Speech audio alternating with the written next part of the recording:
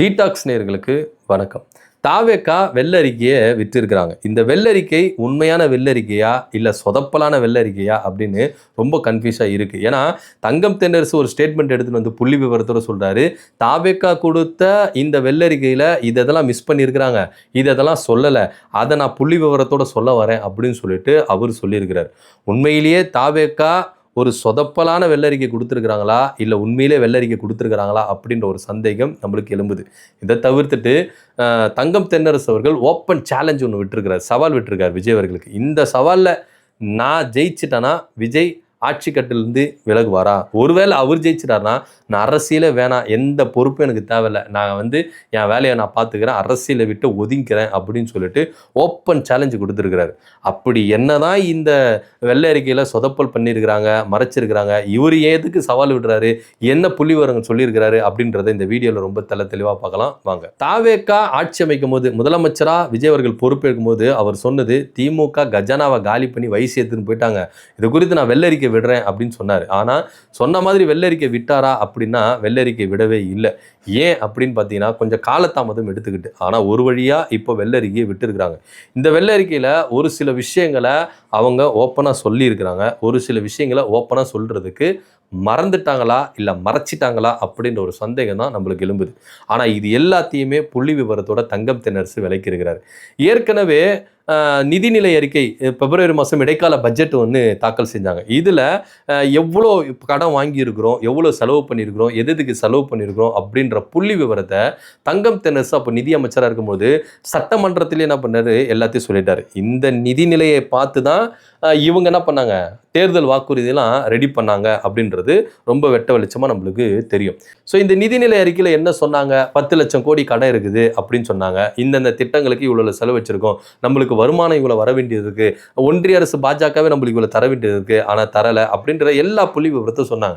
ஆனால் இது எல்லாமே தாவேக்காவுடைய வெள்ளரிக்கையில் இருந்திருக்கா அப்படின்னா கிடையவே கிடையாது. போக்குவரத்து துறையில் இத்தனை லட்சம் கோடி இருக்குதுங்க, மின்சாரத்துறையில் இத்தனை லட்சம் கோடி இருக்குங்க, இவ்வளோ கடனில் தான் இருக்குது அப்படின்னு சொன்ன வெள்ளை அறிக்கை தயாரித்த நிதி அமைச்சர் ஏன் நமக்கு இவ்வளோ கடன் இருக்குது, எதனால இருக்குது அப்படின்னு, அதுவும் இல்லாமல் 78,000 அப்படின்ற பர்சன்டேஜ் நம்மளுக்கு எழுங்கி இருக்கு, வருவாய் நம்மளுக்கு வரவே இல்லை இப்படின்னு சொல்லியிருக்காரு. ஆனால் வருவாய் வர வேண்டிய இடத்துலேருந்து நமக்கு வரலை அப்படின்றத சொல்ல மறந்துருக்கிறார். அதாவது ஒன்றிய பாஜக அரசு நமக்கு கொடுக்க வேண்டிய நிதி, ஜிஎஸ்டி நிதி, அது மாத்திரம் இல்லாமல் நம்மளுக்கு தமிழ்நாட்டு நிதிக்கான அந்த மானியம், அது மாத்திரம் இல்லாமல் பிஎம்சி திட்டம், பேரிடர் நிதி, இப்படின்னு பல நிதிகள், கிட்டத்தட்ட பல துறைகள் சார்ந்த நிதி மட்டும் 42,000 கோடி நமக்கு அவங்க தர வேண்டி இருக்குது. ஆனால் அது அவங்க தரவே இல்லை. இந்த விஷயத்தை ஏன் இந்த வெள்ளை அறிக்கையில் நீங்கள் மறைச்சிங்க, அதை தெளிவாக சொல்லியிருக்கலாமே. வருவாய் இவ்வளோ வரணும் அப்படின்றத ஏன் நீங்கள் சொல்லலை, ஏன் பாஜக பேர் எடுக்கிறதுக்கு நீங்கள் பயப்படுறீங்க? நீங்கள் அரசியல் கட்சி ஆரம்பிக்கும் பொழுது கொள்கை எதிரி அப்படின்னு சொல்லிட்டு பாஜகவை விமர்சிக்கிறதுக்கு தயங்கினீங்க, அவங்க பேரை சொல்கிறதுக்கே நீங்கள் பயந்தீங்க. இப்போ நீங்கள் ஆட்சி அதிகாரத்தில் இருக்கீங்க, நமக்கு நிதி வர வேண்டியது இருக்குது, எல்லா விஷயத்தையும் நீங்கள் ஓப்பனாக சொன்னீங்களே. திமுக இவ்வளோ கடன் வாங்கியிருக்கு, திமுக இவ்வளோ செலவு செஞ்சிருக்கு, திமுக இப்படி பண்ணியிருக்குது அப்படி பண்ணியிருக்குன்னு சொன்னீங்களே, பாஜக நமக்கு கொடுக்க வேண்டியதை ஏங்க சொல்லலை? அதை நீங்கள் இந்த வெள்ளரிக்கையில் சொல்லியிருக்கலாமே, ஏன் சொல்லலை அப்படின்ற ஒரு விஷயத்தை போட்டு உடைச்சிருக்கிறாரு, உண்மையை கொண்டு வந்திருக்கிறார். ஒன்று. அடுத்ததா திமுக 2 மடங்கு கடன் வாங்கிடுச்சு, 2 மடங்கு கடன் வச்சுட்டு ஓயாமல் இதே சொல்லிட்டு இருக்காங்க. இந்த வெள்ளரிக்கையில் இதை தான் சொல்லுது. ஆனால் இதை தங்கம் தென்னரசு அவர்கள் புள்ளி விவரத்தோட சொல்றாரு. 2006-7 கலைஞர் அவர்கள் 54,000 கோடி கடன் வாங்கி வச்சு இது பண்ணாரு. அதுக்கப்புறம் ஜெயலலிதா ஆட்சிக்கு வரும்போது அப்பவே 2 மடங்கு அப்படின்றத அவங்க ஸ்டார்ட் பண்ணிட்டாங்க. அதுக்கப்புறம் எடப்பாடி வந்தார், அவரும் 2 மடங்கு ஆரம்பிச்சாரு. இன்னமும் திமுக மட்டும்தான் இங்க 2 மடங்கு எடுத்தது அப்படின்னு சொன்னா, அதிமுக 2 மடங்கு எடுத்திருக்குங்க, வாங்கியிருக்குதுங்க. அதை ஏங்க சொல்ல மாட்டேன்றீங்க? இன்னும் சொல்ல போனா இத்தனை லட்சம் கோடின்னு சொல்றீங்களே, அதிமுக கிட்டத்தட்ட 10 வருஷம் ஆட்சி செஞ்சிருக்கு. அதனுடைய நிதிநிலையை அறிக்கையை வெள்ளரிக்கையில நீங்க விட்டீங்களா? அதனுடைய நீட்சி தானங்க நாங்க, எங்களுடைய நீட்சி தான் நீங்க அப்படின்னு சொல்லிட்டு அவர் என்ன பண்றாரு, டிட்டோவா என்ன பண்றாரு, எல்லா விஷயத்தையும் சொல்றாரு. அது மாத்திரம் இல்லாம சவால் விட்டு இருக்கிறார். தாவேக்கா இவங்க ரெடி பண்ண இந்த தேர்தல் வாக்குறுதிகளை இவங்க நிறைவேற்றுறதுக்கு கிட்டத்தட்ட 7 லட்சம் கோடி கடன் வாங்கணும். அவங்க வாக்குறுதியை நிறைவேற்றுறது மட்டும் அவங்க கொடுத்தாங்களா 2,500 ரூபாய் வாக்குறுதி, மகளிருக்கு 2,500 ரூபாய் சொன்னாங்களே, பென்ஷன் அதிகப்படுத்தினது, அது மாத்திரம் இல்லாமல் வேலை இல்லாத பட்டதாரிகளுக்கு 4,000 ரூபாய் கொடுக்குறது, தாய்மாமன் சீரு, அண்ணன் சீரு, அது இதுன்னு ஏகப்பட்ட வாக்குறுதிகளை அள்ளி வீசிட்டாங்க. இந்த வாக்குறுதிகளை அள்ளி வீசுறது இவங்க செய்யறதுக்கே 7 லட்சம் கோடி வாங்கணும். ஒருவேளை திமுக வாங்கினதை விட தாவேக்கா கம்மியா கடன் வாங்கிட்டா நான் இந்த அரசியலை விட்டு விலகுறேங்க. எனக்கு தேவையில்லைங்க அரசியல், வேண்டவே வேண்டாம். ஒருவேளை தாவேக்கா இதை செஞ்சு காமிச்சிருதுன்னா நான் இந்த அரசியலை விட்டு விலகுறேன், எனக்கு அரசியலே வேண்டாம் அப்படின்னு ஓப்பன் சேலஞ்சு விஜய் அவர்களுக்கு விட்டுருக்கிறாரு. உண்மையிலேயே விஜய் சார் இது நல்ல வாய்ப்பு. தங்கம் தென்னரசை பழி வாங்குறதுக்கு சூப்பரான வாய்ப்பு. அவர் அரசியலை விட்டு போயிடுறேன்ட்டார். இந்த சான்ஸ், இந்த சவாலை நீங்கள் என்ன பண்ணணும்? ஏற்றுக்கணும். நீங்கள் ஏற்றுக்கிட்டு கடன் வாங்காமல் நீங்கள் ஆட்சியை நடத்துங்க. அதுதான் உங்களுடைய கெத்து. உண்மையிலே நீங்கள் இந்த சவாலை ஏற்றுக்கிட்டு தங்கம் தென்னரசை ஓட ஓட விரட்டுங்க. அவர் அரசியலே இருக்க தேவையில்ல, வேண்டாம், நம்ம அவரை துரத்தி விட்டுறலாம் அப்படின்னு தான் நம்ம விஜய் சாருக்கு சொல்ல வேண்டியது. இது சூப்பர் சான்ஸ் சார், மிஸ் பண்ணிடாதீங்க அப்படின்னு தான் நம்ம சொல்லணும். ஏன்னா அவரே வழியை மாற்றுறாருங்க. ஏன்னா திமுக எவ்வளோ கடன் வாங்கியிருக்குது, எவ்வளோ மக்களுக்கு அநீதி செஞ்சிருக்கு, மேடைக்கு மேடை சொன்னார் விஜய். ஏன்னா இவர் வந்தாருன்னா எல்லாத்தையும் சரி செஞ்சிருவந்தான்னு சொல்லிட்டு வந்தார்.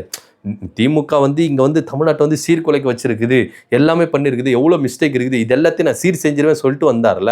இவங்க ஆதரவாளர்கள் என்ன சொன்னாங்க? விஜயோடைய ஆதரவாளர்கள் முட்டு கொடுக்குறவங்களா என்ன சொன்னாங்க? எங்கள் அண்ணன் நிதிநிலை பிரச்சனையா போய் ஒரு 2 பணம் நெச்சிட்டு வருவார், அப்படியே அந்த பணத்தை எடுத்துன்னு கஜானால போடுவார், எல்லாத்தையும் சரி செஞ்சிருவார். எங்கள் அண்ணன் யாரு அப்படின்னு சொன்னாங்களா இல்லையா? இந்த தாவேக்காவுடைய நிர்வாகிகள், தற்கூரின்னு சொல்லக்கூடாதுல, அப்புறம் கோவம் வந்துடும் அவங்களுக்கு. அவங்களாம் சொன்னாங்களா இல்லையா?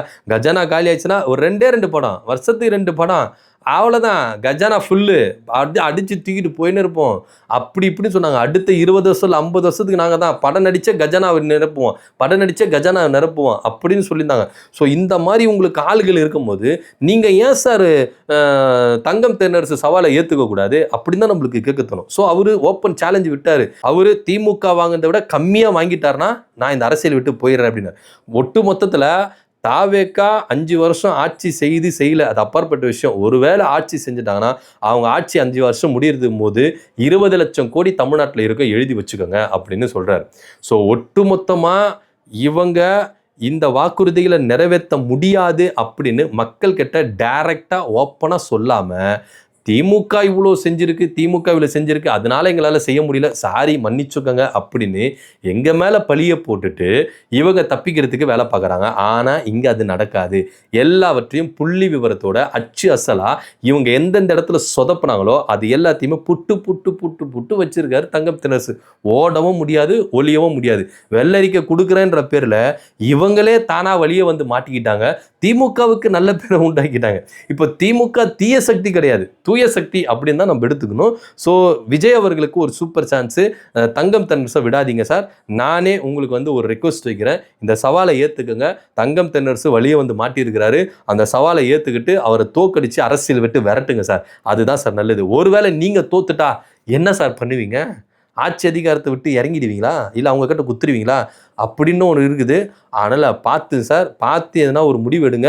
நிச்சயமாக இந்த சவாலை நீங்கள் ஏற்றுக்கணும். ஏன்னா நீங்கள் கடன் வாங்கக்கூடாது, கடன் வாங்க மாட்டேன் அப்படின்ற ஒரு நிலையில் இருக்கீங்க. ஏன்னா கஜானா காலி ஆச்சுன்னா உங்கள் தொண்டர்கள் சொல்கிற மாதிரி ஒரு 2 படம் நடிச்சுட்டு வந்துருங்களேன், 2 படத்தை நடிச்சுட்டு கஜானா ஃபுல் பண்ணிவிடுங்க, அவ்வளோதான். அதுக்கப்புறம் எதுக்கு நீங்கள் கடன் வாங்குறீங்க? கடனே வாங்க தேவையில்லையே, அவ்வளோதான். அவங்களுக்கு ஈஸியாக தோக்கடிச்சிடலாம் சார். தங்கம் தென்னரசை தோக்கடிச்சுட்டு அவரை பாட்டு வீட்டுக்கு அடிச்சு பேக்கப் பண்ணி அனுப்பிச்சிடலாம் சார். விட்டுருங்க சார், ஒன்றும் கவலை கிடையாது அப்படி தான் நம்ம சொல்லணும். விஜய் அவர்கள் என்ன மாதிரி முடிவு எடுக்க போகிறாரு அப்படின்னு தெரியல, சவாலை ஏற்றுப்பாரா மாட்டாரா அப்படின்னு தெரியல. ஒட்டு மொத்தத்தில் இந்த வெள்ளரிக்கை அப்படின்றது சொதப்பல் அறிக்கை அப்படின்னு தான் நம்ம எடுத்துக்கணும். இதை பற்றியோட கருத்து அப்படி கீழே கமெண்ட் பண்ணுங்கள். நன்றி, வணக்கம்.